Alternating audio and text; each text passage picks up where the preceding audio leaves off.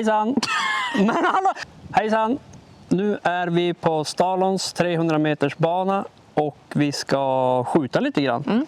Vi ska prova att få se vad som är skillnad på med och utan ljuddämpare. Om vi har träfflägesförändringar. Och så ska vi prova på att... Vi ska gå igenom hur man skjuter innan bössan med ljuddämpare. Ja. Och så ska vi prata lite värmeflimmer. Ja. Ammunition. Ja. Och hur mycket man kan skjuta med en ljuddämpare. Precis. Vad ska vi börja med? Vi börjar med att skjuta in. Ja. Nu ligger vi ju här då på 100 meter. Och nu ska vi skjuta in den här ljuddämparen. Vi illustrerar nu att bössan har kommit ifrån gängning och då är ju kolven och kikarsikte borttagna. Så vi säger att vi har monterat ihop alltihop och vi ska på bana. I normala fall så brukar jag ta lös slutstycket och titta på en bra riktpunkt på kanske 20 meter fram. Och så siktar jag då, tittar igenom loppet tills jag hittar den där punkten och ser utan att röra vapnet för mycket och se vars kikarsiktets riktmedel ligger. Om de ligger ungefär i samma våg och höjd, då har man en bra riktpunkt till att börja skjuta helt enkelt. Så gör jag. Det sparar några skott. Och då ska vi helt enkelt lägga oss ner och prova nu och se vars vi är på tavlan. Och vi kommer skjuta med en 308 168 grains ELD match från Hornady. Så de kommer vi använda. Och jag skjuter alltid in med 2 skott för att säkerställa att skotten hamnar på samma ställe så att det inte är jag som vinglar iväg eller trycker fel eller sådana saker. Så vi börjar så.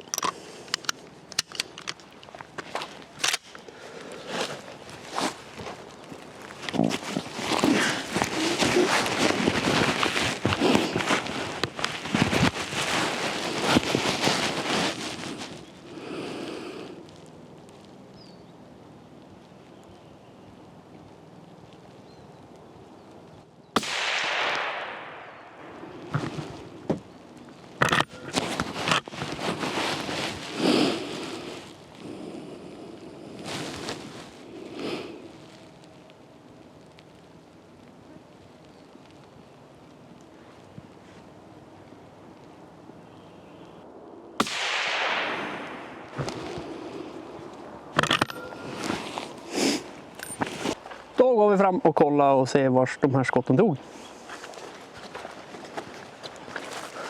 Ja, det tog lite till vänster. Det kan vi korrigera för.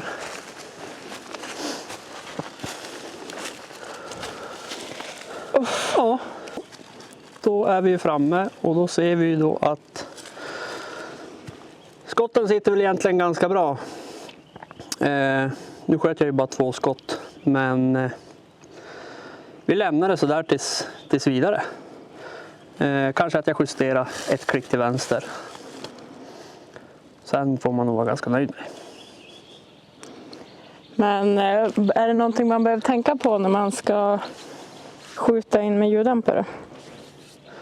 Alltså det du ska tänka på, det är ju att med och utan ljuddämpare så skiljer det ju en grej, och det är ju att med ljuddämpare så får du snabbare till mirage i kikaren. Alltså ett värmeflimmer som uppstår när du tittar igenom kikarsiktet. Så att man ska ju absolut inte stressa fram och skjuta in. För det kan ta lite längre tid. Det är bättre att låta dämparen och vapnen kyla ner sig mellan gångerna så att man har fri sikt i kikarsiktet så att det inte är någonting som stör. Ja, då ska vi korrigera för den där träffbilden. Jag vill gärna ha det ett klick till vänster. Då känns det bättre för mig. Så vi klickar ett klick till vänster. Och så sen då ska vi nu då prova och se skillnaden på med och utan ljuddämpare. För vissa vapen, inte alla, vissa de kan skjuta med och utan och det händer egentligen ingenting. Vissa de kan få upp till en decimeter, 10 centimeter ungefär, åt något håll. Men som sagt, det är någonting man måste prova för att få veta. Så nu skruvar vi av och så skjuter vi utan.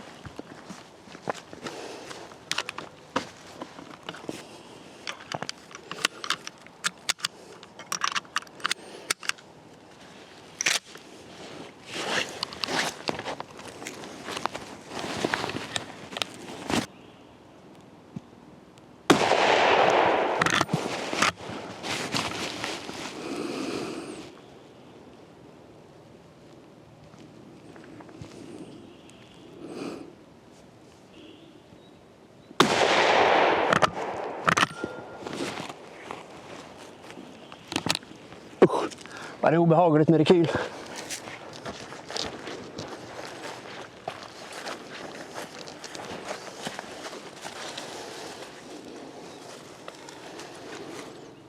Ja, här har vi ju en tydlig förändring med och utan. Här har vi då med 2 skott på 100 meter.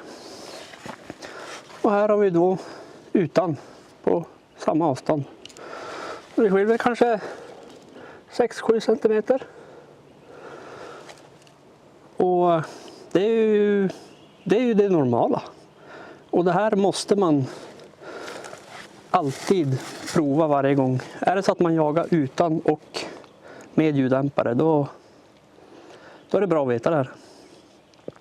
Jag kan väl säga så, ja, det kan man ju säga att ska man vara helt ärlig så på en älg på 100 meter kanske inte här spelar någon roll, men på ett rådjur som är lite mindre eller en toppfågel, då kan ju det här vara skillnad på en träff från bom eller en skadeskjutning. Så det måste man absolut testa.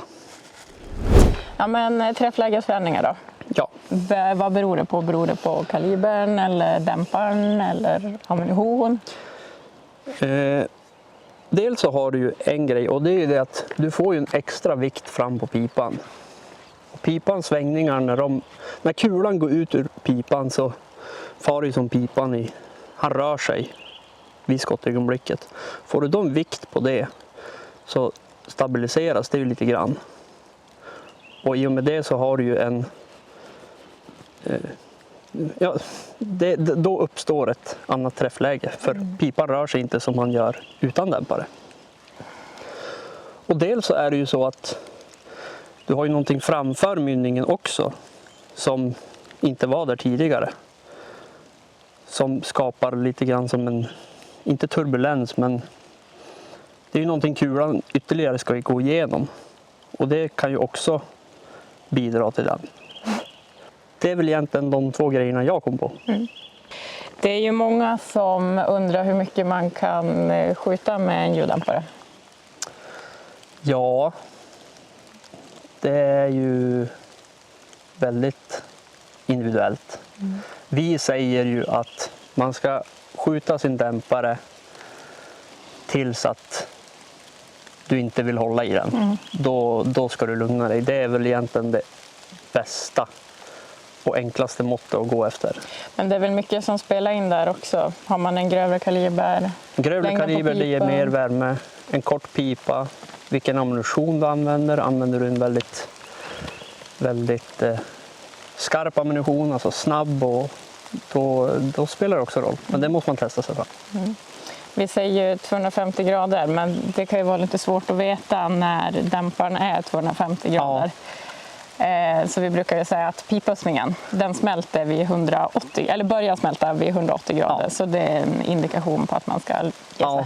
När det börjar se ut som choklad bort på dämparen, då ska man sluta. Men om vi säger med en 308, då, hur många skott kan man tänka sig att 250 grader är? Ja, jag skulle väl säga där runt mellan 15 och 20 skott i tät följd. Nu fick vi jättefint väder här också. Vi ska ju också testa hur mycket man kan skjuta en VR-venti på en AR-15. Ja. Men, så det kommer ni vilja se. Ja. När man skjuter mycket så, eller mycket, men mirage kan ju bli ett problem. Vad kan man göra åt det? Den enklaste lösningen är att trä på ett neoprenskydd, tycker jag. Då får du ju... Har du stora problem med mirage så hjälper det där. Du kan ju skjuta 1 eller 2 serier till utan att det börjar på att flimra allt för mycket. Och de här neoprenskydden har ju också en Cordura-förstärkning.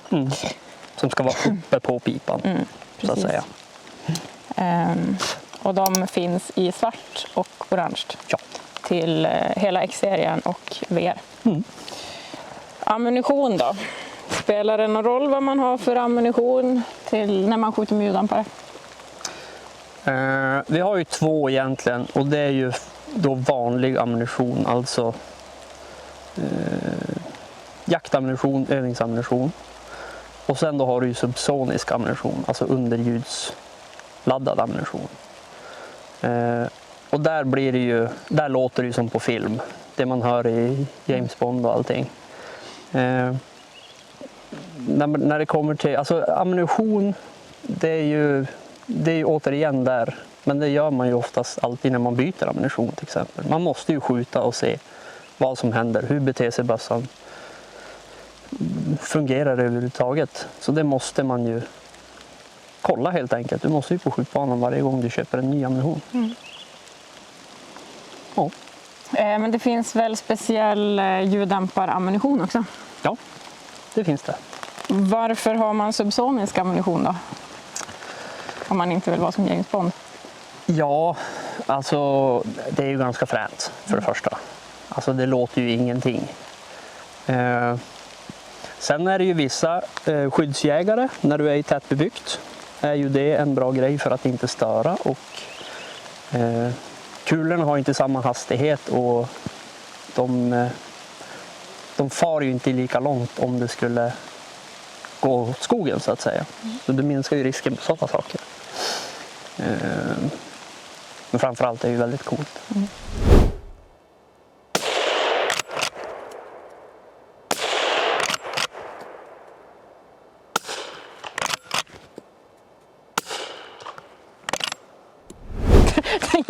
Det är ingenting att Skynda!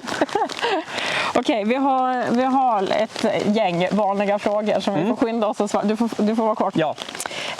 Och det här är liksom generellt, det handlar inte bara om att vara på banan. Okej. Kan jag använda en dämpare på flera olika vapen? Ja. För om du använder våran X-serie så är den väldigt modulär och du kan flytta och byta lite som du vill. Front och bakdel. Front och bakdel. Är det svårare att rengöra vapnet när man använder dämpare? Nej. Det är bara en grej som du måste skruva lös innan du rengör vapnet. Märks skillnad i rekyl tydligt med en ljuddämpare? Väldigt mycket. Jag tycker det är obehagligt att skjuta utan ljuddämpare numera. Och du är ändå en erfaren skytt. Och sista då, vad är den vanligaste nybörjarmissen när man börjar skjuta med dämpare? Jag skulle nog säga att man skjuter för mycket. Alltså du skjuter det för varmt. Det skulle jag säga. Vad går sönt fortast? Eller först? Vad går sönt först? Är det dämparen eller pipan? Pipan. Okej, ska vi göra en sån här? Tack för att du kom. Tack för att ni har tittat. Hej. Glöm inte att gilla och prenumerera. Det får du säga. Glöm inte att gilla och prenumerera. Och har ni frågor? Nej. Har ni önskemål om vad vi ska spela in för typ av film? Ja. Så kommentera. Annars syns vi väl om ett halvår igen. Ja, kanske. Nej, nu måste vi gå.